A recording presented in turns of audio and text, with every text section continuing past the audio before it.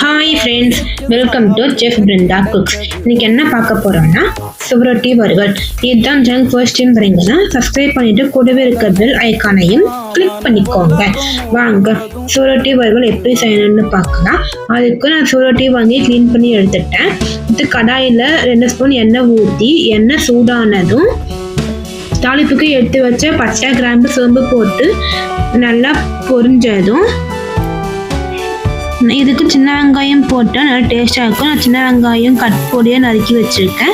இது கூட கொஞ்சம் கருவேப்பிலை போட்டு நல்லா வதக்கி விட்டுக்கோங்க. வெங்காயம் வதங்கினதும் இஞ்சி பூண்டு பேஸ்ட்டு போட்டு நல்லா பச்சை வாசம் போகும்போது வதக்கிக்கோங்க. பார்த்தீங்கன்னா இஞ்சி பூண்டு பேஸ்ட் நல்லா பச்சை வாசம் போயிடுச்சு. இது கூட பொடியாக அதுக்கு தக்காளி போட்டு நல்லா வதக்கி விட்டுக்கோங்க. பார்த்தீங்கன்னா தக்காளி நல்லா வதங்கிடுச்சு. இது கூட கொஞ்சம் கரம் மசால், மட்டன் மசால், பெப்பர் தூள், கொஞ்சம் உப்பு போட்டு நல்லா மிக்ஸ் பண்ணி விட்டுருங்க. இதுக்கு இடையில நம்ம சுவரொட்டி கட் பண்ணி எடுத்துக்கலாம். பாருங்க, இந்த மாதிரி பொடிசாக கட் பண்ணி எடுத்துக்கோங்க. மசாலா மிக்ஸ் ஆனதும் கட் பண்ண சுவரொட்டியை போட்டுக்கோங்க. சுவரொட்டி எல்லாம் போட்டுட்டு நல்லா மிக்ஸ் பண்ணிடுங்க. மிக்ஸ் பண்ணிட்டு இப்போ வறுவலுக்கு தேவையான தண்ணி ஊற்றி நல்லா மிக்ஸ் பண்ணிட்டு மூடி போட்டு மூடிடுங்க.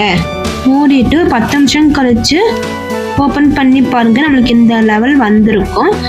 இன்னும் கொஞ்சம் நம்மளுக்கு இடியானதும் பார்த்தீங்கன்னா நம்மளுக்கு சுவரொட்டி வறுவல் ரெடி. இதுதான் ஜங்க் ஃபர்ஸ்ட் டைம் வரீங்கன்னா சப்ஸ்கிரைப் பண்ணிட்டு கூடவே இருக்க பெல் ஐக்கானையும் கிளிக் பண்ணிக்கோங்க. இந்த வறுவல் ரெசிபி உங்களுக்கு பிடிச்சிருந்துச்சுன்னா லைக் அண்ட் ஷேர் பண்ணுங்க.